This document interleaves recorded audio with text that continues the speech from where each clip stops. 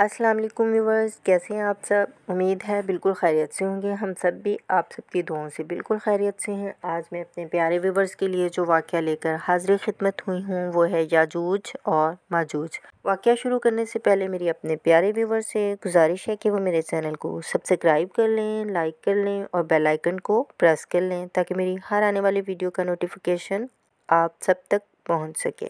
آئیے واقعہ شروع کرتے ہیں۔ اعوذ باللہ من الشیطان الرجیم، بسم اللہ الرحمن الرحیم۔ یاجوج اور ماجوج۔ خیال ہے کہ حضرت نوح علیہ السلام کی کئی اولادیں تھیں، لیکن بائبل اور دیگر تواریخ میں صرف 4 بیٹوں کے نام ملتے ہیں، جن میں سے یام طوفان میں ڈوب کر مر گیا، باقی 3 سام، حام اور یافس صاحب اولاد ہوئے۔ روایت ہے کہ دنیا کی تمام اقوام انہی تینوں کی اولاد ہیں۔ یہ قرآن پاک سے بھی ثابت ہے۔ ان میں سے سام کی اولاد عراق، شام، عرب اور شمالی ایران میں آباد ہوئی۔ حام کی اولاد افریقہ میں آباد ہوئی اور یافس کے بیٹوں نے ترکستان، منگولیا اور روس کا رخ کیا۔ یافس کے بیٹوں کے نام تواریخ میں موجود ہیں، جو جمر، ماجوج، مادی، جاوان، توبال، مسک اور تیراس بیان کیے گئے ہیں۔ یاجوج اور ماجوج حضرت نوح علیہ السلام کے پوتے اور ماجوج کی اولاد سے ہیں۔ مختلف حوالوں سے ان کا وجود اپنے دادا کے زمانے سے ہی ثابت ہوتا ہے، لیکن دنیا ان کے ذکر سے 6 صدی قبل مسیح میں آگاہ ہوئی، جب اس دور میں بنی اسرائیل پر بھیجے جانے والے ایک نبی خرقی ایل یا جزفیل کی کتاب میں ان کا ذکر ہوا۔ کتاب میں ایک پیش گوئی درج ہے کہ خداوند یوں فرماتا ہے کہ دیکھ اے جوج، اے میشک اور توبال، وحشی ترک قبائل کے شہزادے، میں تیرا مخالف ہوں۔ میں تجھے شکست دوں گا، تیرے 6 آدمیوں میں سے 5 کو ہلاک کر ڈالوں گا۔ وہاں تیری کمان تیرے بائیں ہاتھ سے چھین کر پرے پھینک دوں گا اور تیرے تیر تیرے دائیں ہاتھ سے گر پڑیں گے۔ میں ماجوج نیز ان لوگوں پر جو جزائر میں آباد ہیں آگ بھیجوں گا۔ اسی طرح کی ایک پیش گوئی مکاشفہ یوحنا میں بھی ہے، جس میں ماجوج کا ذکر کیا گیا ہے۔ ان پیش گوئیوں کی روشنی میں مفسرین اس امر پر متفق ہیں کہ یہی وحشی قبائل دراصل یاجوج ماجوج ہیں۔ ان کا علاقہ روس اور توہل موجودہ توبالسک اور مسک موجودہ ماسکو بتایا گیا ہے۔ اسرائیلی مورخ یوسیفوس ان سے مراد سیتھین قوم لیتا ہے، جس کا علاقہ بحیرہ اسود کے شمال اور مشرق میں واقع ہے۔ جیروم کے بیان کے مطابق ماجوج کاکیشیا کے شمال میں بحیرہ خزر کے قریب آباد تھے۔ تاریخی شواہد بتاتے ہیں کہ یورپ اور ایشیا پر قبضہ کرنے والے وحشی حملہ آور ہمیشہ شمال کی طرف سے ہی آتے رہے، جن کا تعلق یاجوج ماجوج سے ہی رہا ہوگا۔ منگول، سیتھین، ہن، تاتاری، وینڈل، گاتھ اور مغول ان قبائل کے مختلف نام رہے ہیں۔ وینڈل 5ویں صدی عیسوی میں جرمنی کے شمال مشرق سے اٹھ کر فرانس، اسپین اور بعد ازاں شمالی افریقہ میں لیبیا تک پہنچ گئے۔ گاتھ مالٹک سے اٹھ کر 3 صدی عیسوی میں فرانس، اٹلی اور اسپین پر قابض ہوئے۔ 13ویں صدی عیسوی میں تاتاریوں اور مغولوں نے ایران، عراق، شام اور نیشاپور کی اینٹ سے اینٹ بجا دی۔ آریاؤں کے جو قافلے سن 2000 قبل مسیح سے ایران اور ہندوستان پہنچے، وہ بھی انہی وحشی اقوام کے باشندے تھے۔ مختلف تواریخ میں یاجوج ماجوج کے ظہور کی مختلف تواریخ درج ہیں، تاہم محتاط ترین اندازے کے مطابق یاجوج ماجوج یا ترک وحشی قبائل کی یلغار کی ابتدا 3.200 قبل مسیح کے لگ بھگ بنتی ہے۔ تب یہ وحشی قبائل شمال مشرق سے وسط ایشیا کی جانب منتقل ہوئے۔ 3.30 قبل مسیح سے 1.500 قبل مسیح کے درمیان یہ قبائل وسط ایشیا سے بحیرہ اسود تک پھیل گئے۔ 1.500 ایشوریوں نینوا پر حملہ کرتے رہے۔ 630 قبل مسیح میں انہوں نے ایران کے مغربی علاقے تخت و تاراج کر دیے۔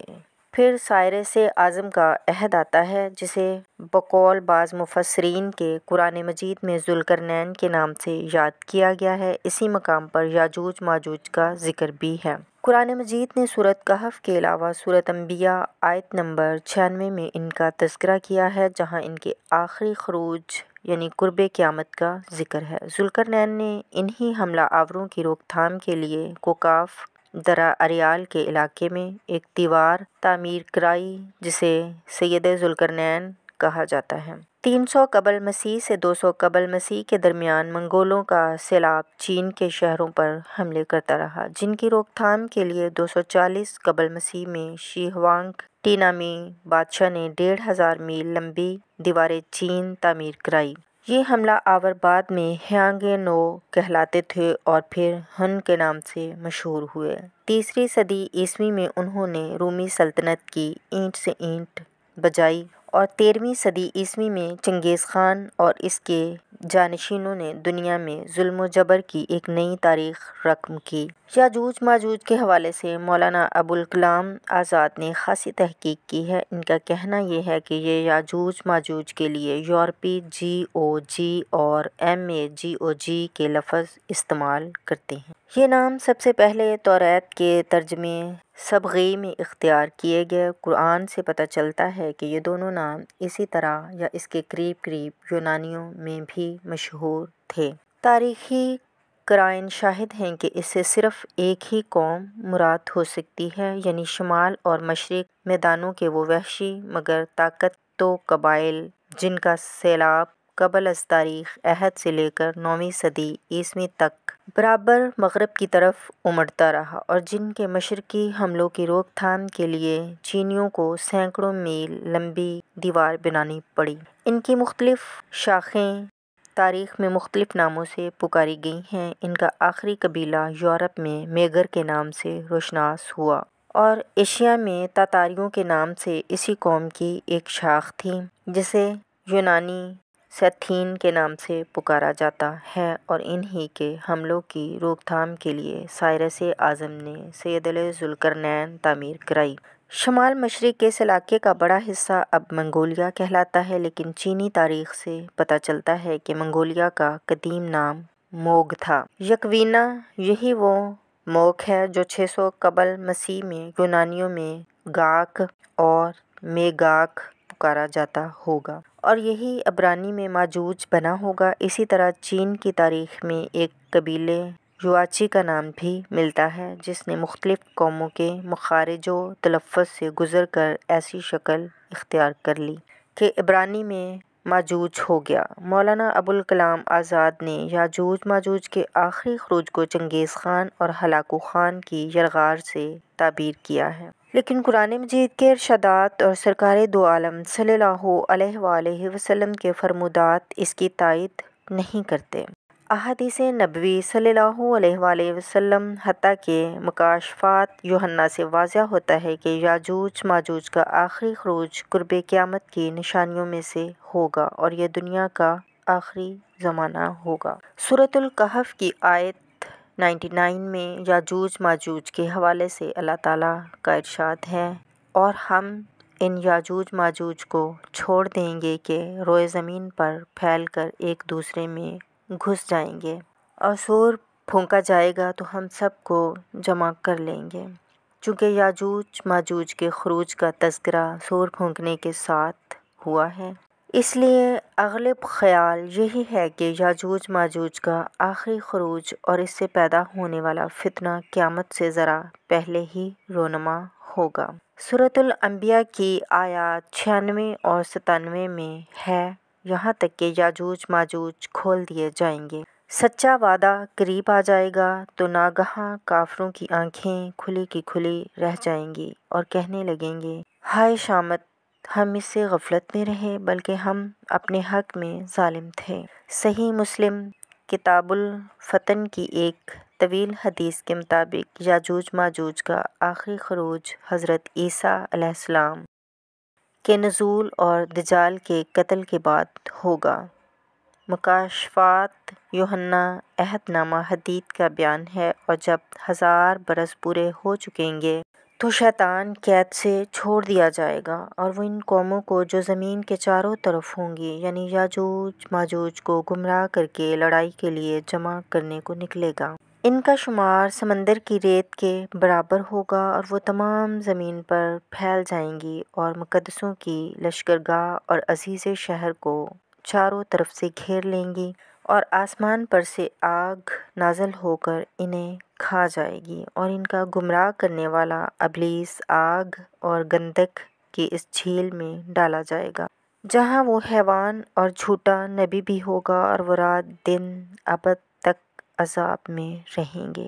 یاجوج ماجوج کے حوالے سے ایک اور دلچسپ روایت زبان صد عام ہے، لیکن بیشتر تاریخی کتب یا تفاسیر میں ان کا کوئی ذکر موجود نہیں۔ ان روایتوں کے مطابق یاجوج اور ماجوج دو عفریتوں کا نام ہے۔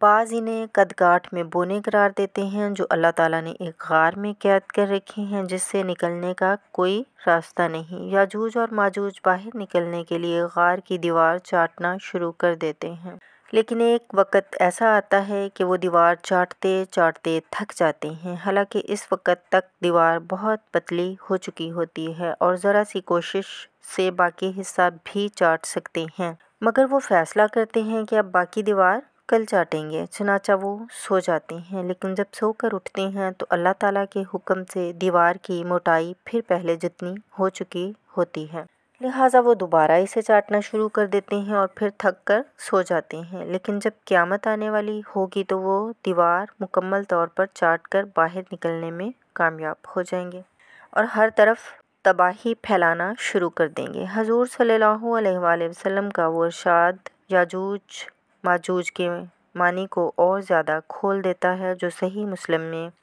حذیفہ بن سید الغفار پکی روایت سے نقل ہے کہ قیامت قائم نہ ہوگی جب تک تم اس سے پہلے 10 علامتیں نہ دیکھ لو، یعنی دھواں، دجال، دابۃ الارض، مغرب سے سورج کا طلوع ہونا، عیسیٰ ابن مریم کا نزول، یاجوج و ماجوج کی یورش اور 3 بڑے خسوف زمین کا دھنسنا،